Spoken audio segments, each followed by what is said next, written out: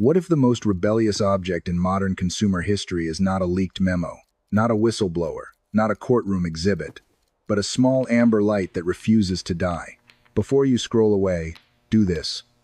Remember the last thing in your home that failed too early. A charger, a phone battery, a washing machine, earbuds, a cable that somehow aged faster than your patience.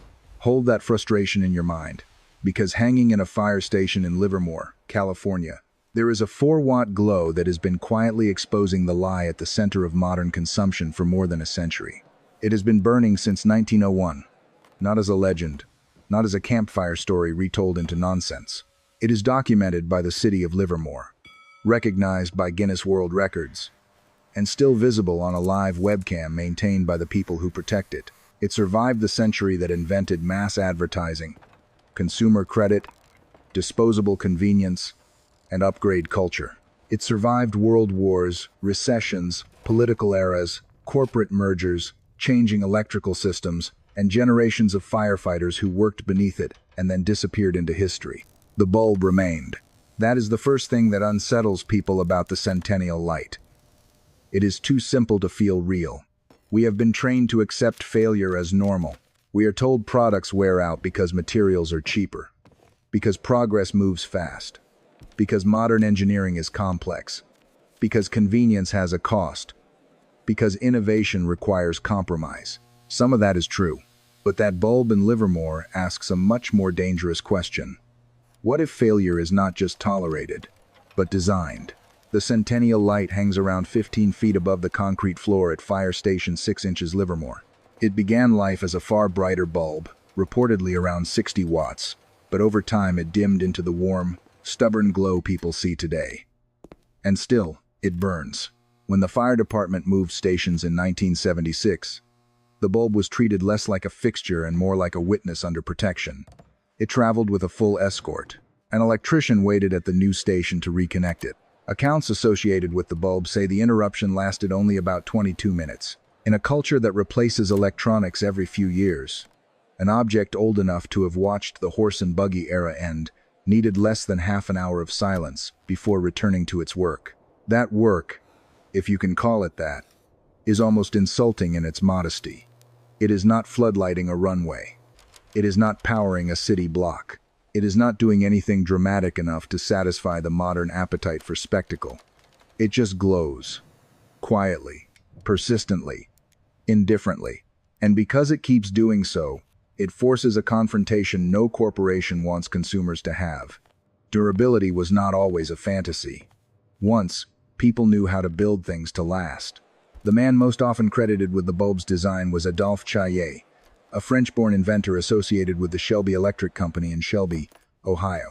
Around the turn of the 20th century, Shelby was not marketing fragility. It was marketing endurance. The company's own language emphasized long life and economy, not disposability, not seasonal replacement, not endless turnover.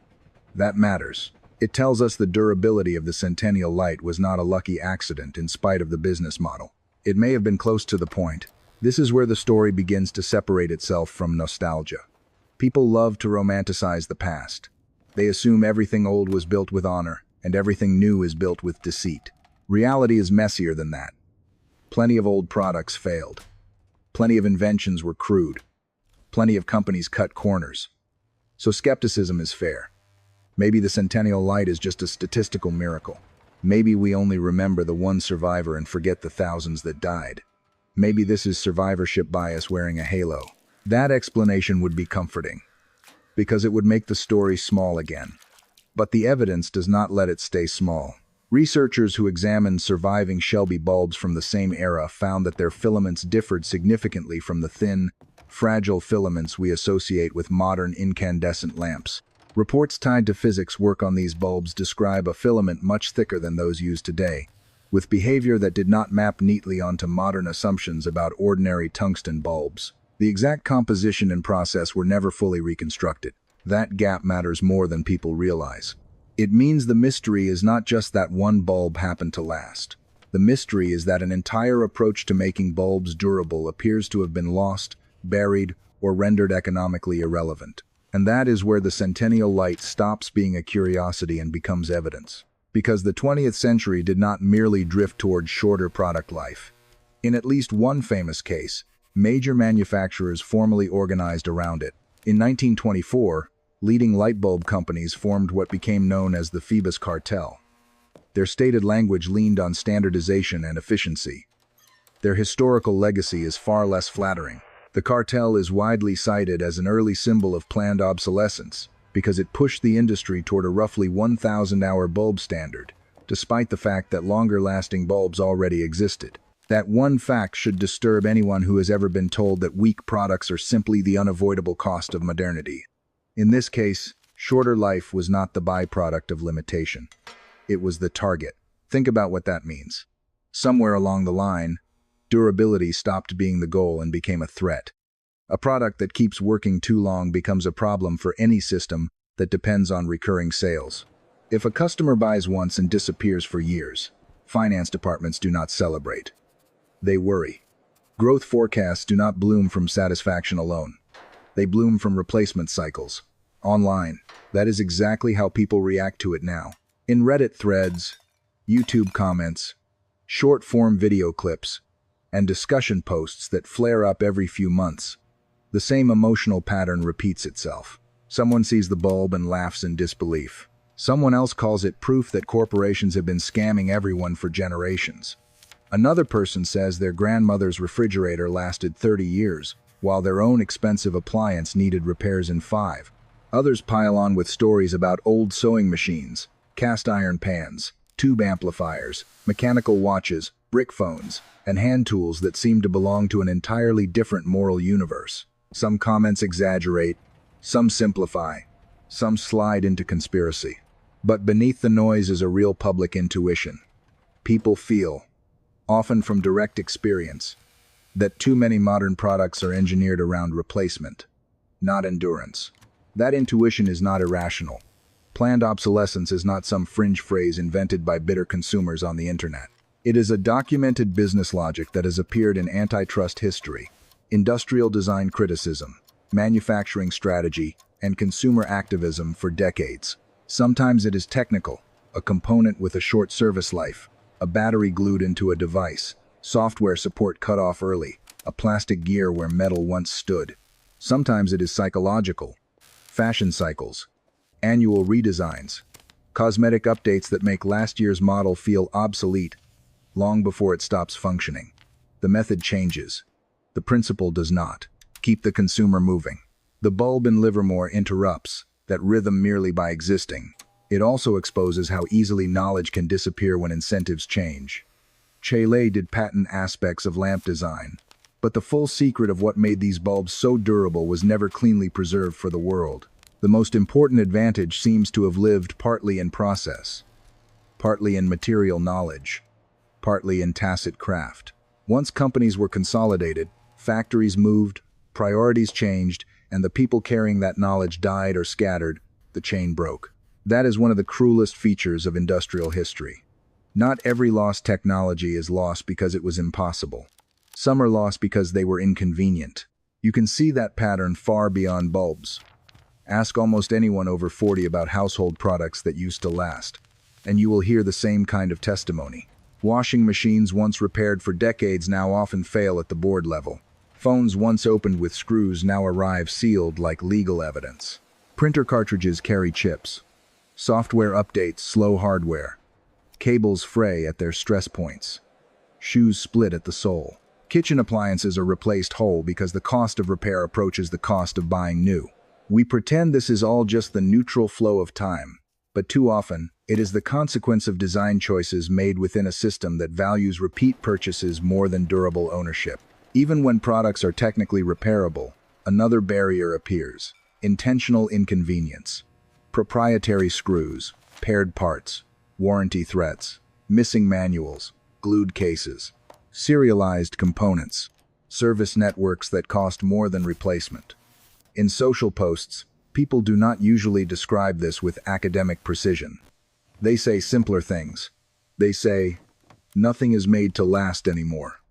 They say, "My parents bought one and kept it forever." They say, Why can we build rockets but not a decent washing machine? Crude language, maybe, but often it points to an accurate feeling. Engineering has advanced. Yet everyday ownership feels more fragile. That is why the bulb keeps slipping out of trivia and into symbolism. If it were merely a freak, people would smile and move on. But it has become an emblem because it lands on a wound people already carry. They are tired of owning things that feel temporary. They are tired of software deciding when hardware becomes useless. They are tired of premium meaning expensive but not resilient. They are tired of being asked to admire innovation that somehow never includes permanence. And the Livermore bulb offers no speech, no manifesto, no ideology. It offers duration. That is all. Yet duration can be devastating. A single object that keeps working long enough can expose a whole century of excuses. That is why the Centennial Light feels almost philosophical. It is a tiny resistance to the disposable logic that now wraps itself around daily life. It asks what kind of civilization we become when almost everything is temporary by design. Not temporary in the poetic sense, temporary in the invoice sense, temporary in the warranty sense, temporary in the quarterly earnings sense. And if that sounds abstract, bring it back to the room you live in. Count what you own that cannot easily be repaired by its manufacturer, by an independent technician, or by you. Count what would be cheaper to replace than to fix. Count what relies on software support you do not control. Count what was marketed as essential, then quietly abandoned for the next model. This is not just about products. It is about power. When durability disappears, dependence grows. You return to the market sooner. You re-enter the ecosystem sooner. You pay again sooner. Your life becomes subscription-shaped even when you think you own the object in your hand. That is why the Centennial Light still matters in 2026. Not because it is old. Plenty of old things exist. It matters because it still performs the one function it was made to perform. And in doing so, it embarrasses an entire culture of managed expiration. There is another reason the story lingers. We do not actually know everything. The exact recipe, the full manufacturing know-how, the complete practical secret behind Chaillet-era durability appears to have slipped beyond recovery. Historians can trace companies, researchers can test surviving bulbs, patents can reveal shapes, claims, and partial methods. But the whole thing is not neatly waiting in a filing cabinet for modern industry to resume where it left off. That uncertainty gives the story an almost tragic edge. We are not just confronting corporate strategy. We are confronting lost knowledge. Something may have existed that was better for longevity, and by the time the culture might have wanted it back, the people, methods, and priorities that sustained it were gone. And yet the bulb's lesson is not that we should all go back to carbon filament lighting or romanticize every artifact of the industrial past. The lesson is more unsettling and more useful. When society wants durable things, it can build them. When industry is rewarded for durable things, it will make them. And when incentives flip, fragility arrives dressed as progress. That means the real issue is not whether one miraculous bulb survived. The real issue is what systems decide to preserve, what systems decide to forget, and who profits from the forgetting. For over a century, that little light has hung in public view, saying almost nothing and proving almost everything. It proves that longevity is possible. It proves that consumers were not always expected to live inside replacement loops. It proves that an object can outlast the strategy designed to make such objects rare. It proves that craftsmanship, trade secrets, and industrial priorities can collide in ways the average buyer never sees. It proves, most of all, that once you witness durability at that scale, you can never again hear, "They just don't make them like they used to," as empty nostalgia. Sometimes they truly do not. Sometimes they chose not to. So the next time a device fails right after the warranty expires, or a battery collapses after 2 years, or a machine becomes uneconomical to repair by design, remember the small amber glow in Livermore. Remember that the world record is not the most important part of the story. The important part is that this object still exists at all. It is not merely surviving. It is testifying. And maybe that is why people cannot stop sharing it. Because deep down, everyone understands what the bulb threatens. It threatens the story that weakness is inevitable. It threatens the comfort of companies that depend on consumers forgetting what endurance looks like. It threatens the modern habit of mistaking churn for progress. It threatens the entire polite fiction that a disposable world is the natural endpoint of innovation.